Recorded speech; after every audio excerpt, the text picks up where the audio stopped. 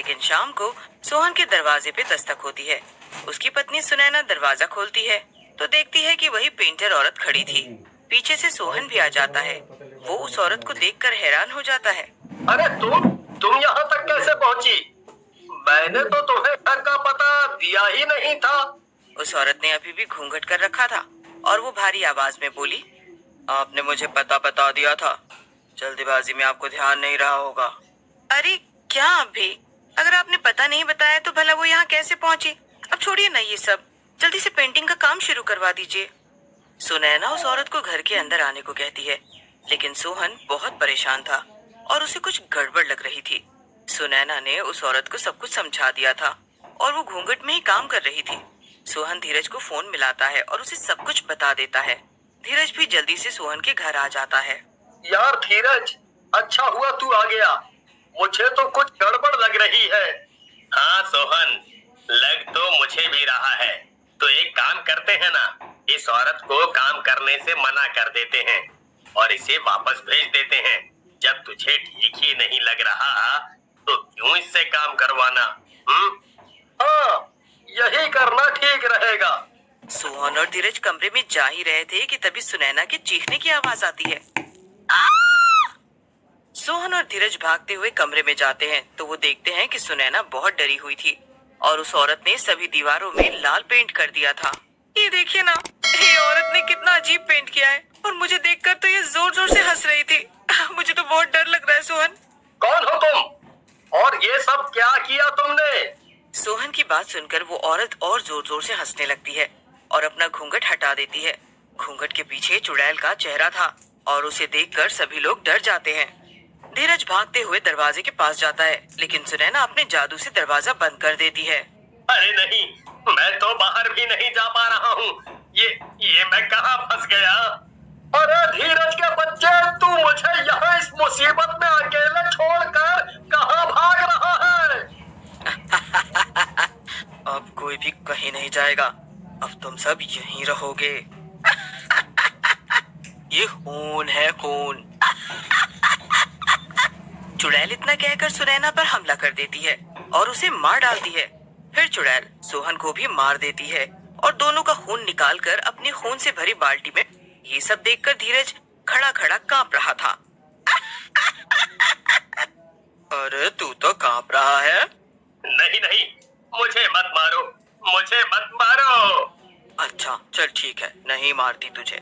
वैसे भी तू ही मेरे शिकार को मुझ तक लेकर आया था, लेकिन अब तुझे मेरे लिए काम करना होगा। अगर तू ऐसे ही मुझे और लोगों के घर ले जाएगा और मुझे नए नए शिकार ढूंढ कर देगा तो मैं तुझे नहीं मारूंगी। हाँ।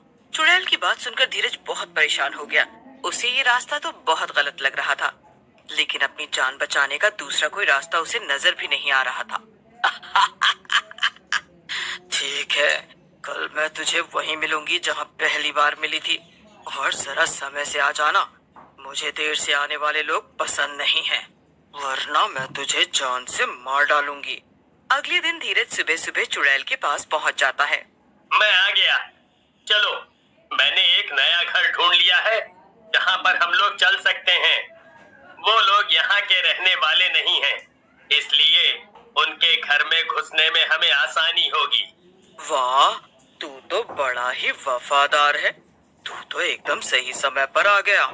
मुझे ये पाप करने में कोई खुशी नहीं मिल रही है, लेकिन यहाँ बात मेरी ही जान पे बनाई है, इसलिए मैं मजबूर हूँ। वो सब जो भी हो, तू बस जल्दी से मुझे शिकार के पास ले चल।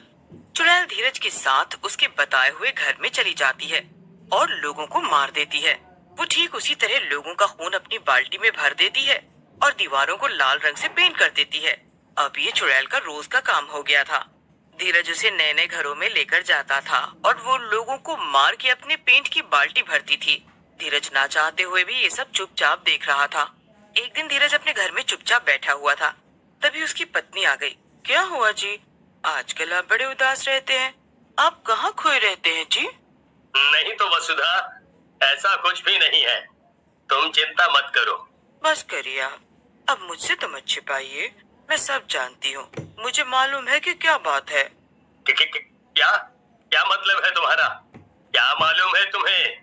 अरे नहीं, कि ये सब सोहन भैया और सुनैना भाभी के साथ जो वो हादसा हुआ है ना, तब से आप बहुत दुखी हैं और गुमसुम से रहने लगे हैं। न जाने वो कौन था जिसने उनके साथ ऐसा किया। ऐसे इंसान को तो नरक में भी जगह नहीं मिलेगी।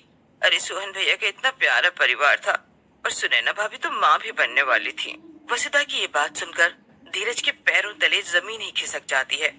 उसके हाथ पैर कांपने लगते हैं और वो वसुधा से पूछता है, क्या? ये ये तुम क्या कह रही हो वसुधा? ये कैसे हो सकता है भला?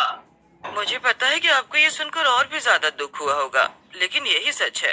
वो तो सुनैना सोहन भैया को सरप्राइज देने वाली थी। इस बारे में बस मुझे ही पता था। वसुधा की बात सुनकर धीरज बहुत ज्यादा परेशान और दुखी हो जाता है। वो रात भर सो नहीं पाता और सोचता रहता है।